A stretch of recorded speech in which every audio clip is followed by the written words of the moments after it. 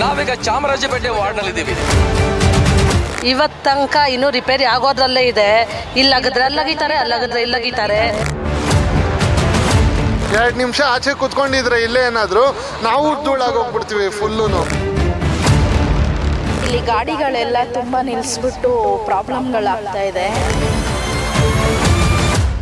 ಚಾಮರಾಜಪೇಟೆ ವಿಧಾನಸಭಾ ಕ್ಷೇತ್ರದ ವ್ಯಾಪ್ತಿಯಲ್ಲಿ ಒಟ್ಟು 10 ವಾರ್ಡ್ಗಳು. ಈ ವಾರ್ಡ್ಗಳ ಪೈಕಿ ಚಾಮರಾಜಪೇಟೆ ವಾರ್ಡ್ ಕೂಡ ಒಂದು. ಹಾಗಾದರೆ ಚಾಮರಾಜಪೇಟೆ ವಾರ್ಡ್ನಲ್ಲಿ ಏನೆಲ್ಲ ಸಮಸ್ಯೆಗಳಿದ್ದಾವೆ, ಪಾಲಿಕೆಯ ಆಡಳಿತದಿಂದ ಯಾವೆಲ್ಲ ಕಾಮಗಾರಿಗಳು ಇಲ್ಲಿವರೆಗೂ ನಡೆದಿದ್ದಾವೆ, ಇನ್ನು ಏನೆಲ್ಲ ಆಗಬೇಕಾಗಿದೆ, ಇಲ್ಲಿನ ಜನ ಏನು ಹೇಳ್ತಾರೆ, ಬನ್ನಿ ಒಂದೊಂದಾಗಿ ಕೇಳಿ ನೋಡುವ. ಇಲ್ಲಿ ರೋಡು 9 ತಿಂಗಳಾಯ್ತು ಕೆಡವಿ. ಇವತ್ತು ತನಕ ಇನ್ನೂ ರಿಪೇರಿ ಆಗೋದ್ರಲ್ಲೇ ಇದೆ. ಇಲ್ಲಾಗಿದ್ರೆ ಅಲ್ಲಗಿತಾರೆ, ಅಲ್ಲಾಗಿದ್ರೆ ಇಲ್ಲಗಿತಾರೆ. ಡಸ್ಟು ಪೊಲ್ಯೂಷನ್ನು ಸಿಕ್ಕಾಪಟ್ಟೆ ಆಗಿದೆ. ಮಕ್ಕಳಿಗೆ ವಯಸ್ಸಾಗಿರೋರಿಗೆ ಸಿಕ್ಕಾಪಟ್ಟೆ ಎಫೆಕ್ಟ್ ಆಗ್ತಿದೆ. ತುಂಬ ತೊಂದರೆ ಆಗ್ತಿದೆ. ಧೂಳು ಸಿಕ್ಕಾಪಟ್ಟೆ ಧೂಳಿದೆ, ಕೆಮ್ಮು, ಮತ್ತು ತುಂಬ ಜನಗಳಿಗೂ ಭಾಳ ಇದಾಗ್ತಾಯಿದೆ. ಈ ಮನೆಗಳು ಇರೋಕ್ಕೆ ಆಗ್ತಾಯಿಲ್ಲ, ಹಂಗೆ ತುಂಬ ತೊಂದರೆ ಆಗ್ತಿದೆ. ಆದಷ್ಟು ಬೇಗ ನಮ್ಮ ಶಾಸಕರನ್ನ ಬೇಗ ರಸ್ತೆ ರೆಡಿ ಮಾಡಿ ಪ್ರತಿಯೊಬ್ಬ ವ್ಯಕ್ತಿಗೂ ಕೂಡ ಅನುಕೂಲ ಆಗಬೇಕು. 2 ನಿಮಿಷ ಆಚೆ ಕೂತ್ಕೊಂಡಿದ್ರೆ ಇಲ್ಲೇ ಏನಾದರೂ ನಾವು ಧೂಳಾಗೋಗ್ಬಿಡ್ತೀವಿ ಫುಲ್ಲು. ನಾವು ಆಚೆ ನಿಂತ್ಕೊಳಕ್ಕೂ ಆಗಲ್ಲ ಅಂಥ ಪರಿಸ್ಥಿತಿಯಲ್ಲಿದ್ದೀವಿ. ಒಂದು ಗಾಡಿ ಆಗಲಿ, ಕಾರ್ ಆಗಲಿ, ಏನೂ ಎಲ್ಲ ಧೂಳು, ಎಲ್ಲ ಏನೇ ನೋಡಿದ್ರು ಬ್ರೌನ್ ಕಲರ್ ಆಗೋಗಿರುತ್ತೆ. ನಾವೀಗ ಚಾಮರಾಜಪೇಟೆಯ 7ನೇ ಮುಖ್ಯ ರಸ್ತೆಯಲ್ಲಿದ್ದೀವಿ. ತಾವೀಗ ದೃಶ್ಯದಲ್ಲಿ ನೋಡ್ಬೋದು ಯಾವ ರೀತಿಯಾಗಿ ರಸ್ತೆಯನ್ನು ಅಗೆಯಲಾಗಿದೆ.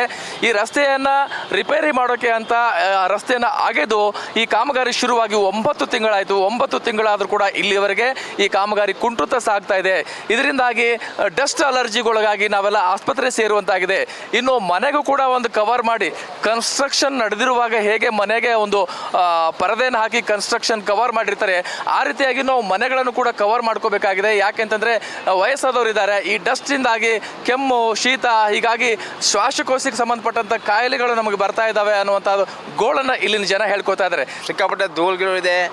ಏನು ಗಾಡಿ ಒಂದು 6 ತಿಂಗಳ ಮೇಲೆ ಆಗಿದೆ, ಏನು ರೆಡಿ ಮಾಡ್ತಾನಿಲ್ಲ, ಏನಿಲ್ಲ. ಕಷ್ಟ ಆಗ್ತಾ ಇದೆ, ಏನು ಮಾಡೋಕ್ಕಾಗಲ್ಲ ಸರ್. ಏನು ಮಾಡೋದು, ಅಲ್ಲ ಯಾರು ಕೇರು ಮಾಡಲ್ಲ, ಏನಿಲ್ಲ. ಜಮೀರ್ ಅಹಮದ್ ಏನು ಎಲ್ಲರೂ ಹೇಳ್ತಾ ಇದ್ದಾರೆ ಸರ್, ಏನು ಮಾಡೋಕ್ಕಾಗಲ್ಲ. ಬೇಗ ಆಗತ್ತೆ ಅಂತ ನಾವು ನೋಡ್ತಾ ಇದ್ದೀವಿ. ಮಕ್ಕಳಿಗೆ ಸ್ಕೂಲ್ಗೆ ಹೋಗೋದಕ್ಕೆ ಎಲ್ಲದಕ್ಕೂ ಕಷ್ಟ ಆಗುತ್ತೆ, ತುಂಬ ಡಸ್ಟು. ಮತ್ತು ಇಲ್ಲಿ ಗಾಡಿಗಳೆಲ್ಲ ತುಂಬ ನಿಲ್ಲಿಸ್ಬಿಟ್ಟು ಪ್ರಾಬ್ಲಮ್ಗಳಾಗ್ತಾ ಇದೆ. ಇದು ಚಾಮರಾಜಪೇಟೆ ಕಮರ್ಷಿಯಲ್ ಏರಿಯಾನ, ರೆಸಿಡೆನ್ಷಿಯಲ್ ಏರಿಯಾನ ಅಂತಲೇ ನಮ್ಗೆ ಡೌಟ್ ಆಗಿಬಿಟ್ಟಿದೆ. ನಾವೀಗ ಚಾಮರಾಜಪೇಟೆಯ ಈದ್ಗಾ ಮೈದಾನದಲ್ಲಿದ್ದೀವಿ. ಈದ್ಗಾ ಮೈದಾನ ಅಂದ ತಕ್ಷಣ ನಿಮಗೆ ಗೊತ್ತಿರಬಹುದು, ಹಿಂದೆ ವಿವಾದಕ್ಕೊಳಗಾಗಿತ್ತು. ಇದು ಮುಸ್ಲಿಂ ಸಮುದಾಯದವರಿಗೆ ಸೇರಿದ್ದ ಅಥವಾ BBMPಗೆ ಸೇರಿದ್ದ ಅನ್ನುವಂಥದ್ದು. ಕೊನೆಗೆ ಕೋರ್ಟ್ ಮೆಟ್ಲೇರಿತ್ತು, ಕಂದಾಯ ಇಲಾಖೆಗೆ ಸೇರಿದ್ದು ಅಂತ ಆಯಿತು. ಅದು ಬೇರೆ ವಿಚಾರ. ಆದರೆ ನಾವೀಗ ಹೊರಟಿರುವಂಥ ವಿಚಾರ ಏನು ಅಂತಂದರೆ, ಈ ಒಂದು ಈದ್ಗಾ ಮೈದಾನದ ಬಳಿ ಯಾರಾದರೂ ಹೋದರೆ ಮೂಗು ಮುಚ್ಕೊಂಡು ಓಡಾಡುವಂಥ ಪರಿಸ್ಥಿತಿ ಮೊದಲು ಕೂಡ ಇತ್ತು. ಈಗಲೇನಾದರೂ ಸರಿ ಹೋಗಿದೆಯಾ ಅಂತ ಚೆಕ್ ಮಾಡೋಕ್ಕೆ ಬಂದಿದ್ದೀವಿ. ಬನ್ನಿ ನೋಡುವ. ಇಲ್ಲೆಲ್ಲ ವಾಸವಾಗಿರುವಂಥ ಜನ ಮತ್ತು ಈ ಈದ್ಗಾ ಮೈದಾನದಲ್ಲಿ ಕುರಿ ಮೇಕೆಗಳ ವ್ಯಾಪಾರ ನಡೀತಾ ಇದೆ. ಸೊ ಅಲ್ಲಿ ಯಾವ ರೀತಿಯಾಗಿ ಹೈಜೆನಿಕ್ ಆಗಿ ಇದೆಯಾ ಅಥವಾ ಮೊದಲಿನ ಪರಿಸ್ಥಿತಿ ಥರನೇ ಇದೆಯಾ, ಬನ್ನಿ ನೋಡುವ. ಕಚಡ ಡೈಲಿ ತಗೊಂಡೋಗ್ತಾರೆ. ಡೈಲಿ ನಾವು ಗಾಡಿಗೆ ಹಾಕ್ಬಿಡ್ತೀವಿ, ಅವ್ರು ಎತ್ಕೊಂಡು ಹೋಗ್ತಾರೆ. ನಾವೇ ಮಾಡ್ತೀವಿ. ಆ ಕಡೆ ಎಲ್ಲ ಅವ್ರು ಕಾರ್ಪೊರೇಷನ್ ಅವ್ರು ಮಾಡ್ಕೊತಾರೆ, ನಮ್ಮ ಮರಿ ಕಡೆ ನಾವು ಮಾಡ್ಕೊತೀವಿ. ಆದರೆ ಏನು ಗಲೀಜು ಏನೂ ಇಲ್ಲ, ಮೊದಲಿನ ಥರ ಆ ಥರ ಏನೂ ಇಲ್ಲ. ಈಗ ನೀಟಾಗೇ ಇದೆ. ಇದು ಚಾಮರಾಜಪೇಟೆ ಸಚಿವ ಜಮೀರ್ ಖಾನ್ ಅವರ ಕೋಟೆ. ಬೆಂಗಳೂರು ಕೇಂದ್ರ ವಲಯಕ್ಕೆ ಸೇರಿದ ವಾರ್ಡ್ ನಂಬರ್ 44. ಚಾಮರಾಜಪೇಟೆ GBA ಕೇಂದ್ರ ವಲಯಕ್ಕೆ ಸೇರಿದ ಸಾಮಾನ್ಯ ವರ್ಗಕ್ಕೆ ಮೀಸಲು. ಹೌದು, ಬಳ್ಳಾರಿ ಜಿಲ್ಲಾ ಉಸ್ತುವಾರಿ ಸಚಿವರು ಮತ್ತು ವಸತಿ, ವಕ್ಫ್, ಅಲ್ಪಸಂಖ್ಯಾತರ ಕಲ್ಯಾಣ ಖಾತೆಗಳ ಮಂತ್ರಿಯೂ ಆದ ಬೇಜೆಡ್ ಜಮೀರ್ ಅಹಮದ್ ಖಾನ್ ಅವರ ಸ್ವಕ್ಷೇತ್ರವಾದ ಚಾಮರಾಜಪೇಟೆ ವಿಧಾನಸಭಾ ಕ್ಷೇತ್ರ. ಇಲ್ಲಿ ಬರೋ GBAನ 10 ವಾರ್ಡ್ಗಳಲ್ಲಿ ಚಾಮರಾಜಪೇಟೆ ವಾರ್ಡ್ ಕೂಡ ಒಂದು. ಈ ವಾರ್ಡ್ನಲ್ಲಿ ಮೂಲಭೂತ ಸೌಕರ್ಯಗಳ ಕೊರತೆ ಅಷ್ಟಾಗಿ ಕಾಣದಿದ್ರೂ ಕೂಡ ಸ್ಥಳೀಯರ ಪ್ರಕಾರ ಇಲ್ಲಿ ಸಮಸ್ಯೆಗಳೇ ಇಲ್ಲವಂತೇನಿಲ್ಲ.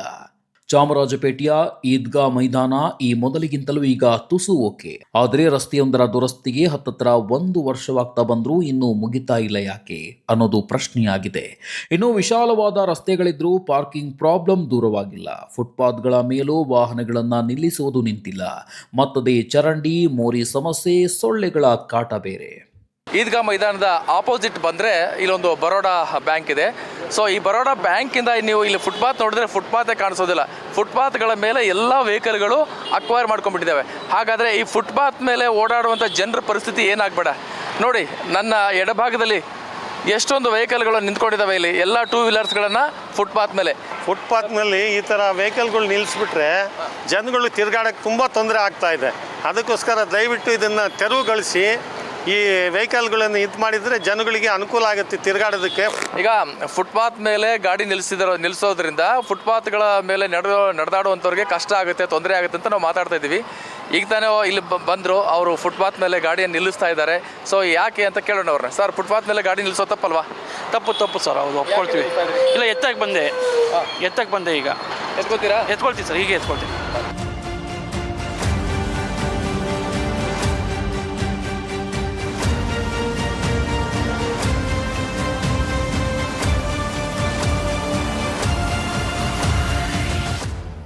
ತುಂಬ ಆಗ್ತಾರೆ ಸ್ವಾಮಿ, ಮನೆ ತುಂಬ ಏನು ಓಡಾಡೋಕೆ ಹಂಗಿಲ್ಲ. ಆಟೋ ನಿಲ್ಲಿಸೋದು, ಗಾಡಿಗಳು ನಿಲ್ಲಿಸೋದು ತುಂಬ ಪ್ರಾಬ್ಲಮ್ ಆಗಿದ್ದೆ ಸ್ವಾಮಿ. ನೀರ್ದು ಏನೂ ಇಲ್ಲ ಸ್ವಾಮಿ, ಎಲ್ಲ ಕರೆಕ್ಟಾಗಿ ಐತೆ. ಅದೊಂದೇ ನಮ್ಗೆ ಪ್ರಾಬ್ಲಮ್. ಏನೂ ಸಮಸ್ಯೆ ಇಲ್ಲ, ರೋಡ್ದೊಂದು ಪ್ರಾಬ್ಲಮ್ ಇದೆ ಅಷ್ಟೇ. ಟ್ರಾಫಿಕ್ ಇದೆ, ಸಾಯಂಕಾಲ ಆದರೆ ಟ್ರಾಫಿಕ್ ಜಾಸ್ತಿ ಇರುತ್ತೆ. ಬಟ್ ರೋಡೆಲ್ಲ ಸರಿ ಹೋದರೆ ಏನೂ ಸಮಸ್ಯೆ ಇರೋದಿಲ್ಲ. 15 ರೋಡ್ 1.5 ವರ್ಷ ಆಯ್ತಕ್ಕಿತ್ತು, ಇನ್ನೂ ರೆಡಿ ಮಾಡಿಲ್ಲ. ಮುಂದಿನ ಈ ಕೀಳಾಕ್ಸಿದ್ರು ಇನ್ನೊಂದು 1 ವರ್ಷ ಆಗುತ್ತೆ.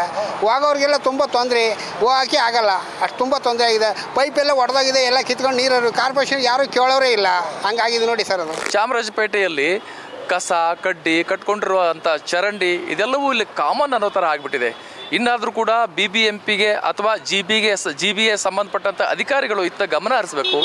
ಇನ್ನು ಇಲ್ಲಿನ ಶಾಸಕರು ಮತ್ತು ಸಚಿವರು ಆಗಿರುವಂಥ ಜಮೀರ್ ಅಹಮದ್ ಖಾನ್ ಅವರು ಕೂಡ, ಯಾಕಂದರೆ ಸಿದ್ದರಾಮಯ್ಯನವರಿಗೆ ಆಪ್ತ ಶಿಷ್ಯರಲ್ಲಿ ಇವರು ಕೂಡ ಒಬ್ಬರು, ತಮ್ಮ ಮತಕ್ಷೇತ್ರದಲ್ಲಿರುವಂಥ ವಾರ್ಡ್ಗಳ ಅಭಿವೃದ್ಧಿಗೆ ಅವರು ಗಮನ ಹರಿಸಬೇಕು ಅನ್ನುವಂಥದ್ದು ಇಲ್ಲಿನ ಜನರ ಒತ್ತಾಸೆಯಾಗಿದೆ ಮತ್ತು ಆಗ್ರಹವಾಗಿದೆ. ಕ್ಯಾಮ್ರಾ ಪರ್ಸನ್ ರುದ್ರೇಶ್ ಜೊತೆ ನಾನು ಚನ್ನವೀರ್ ಸಾಗರ್ನಾಳ್, ಪಬ್ಲಿಕ್ ನೆಕ್ಸ್ಟ್, ಬೆಂಗಳೂರು.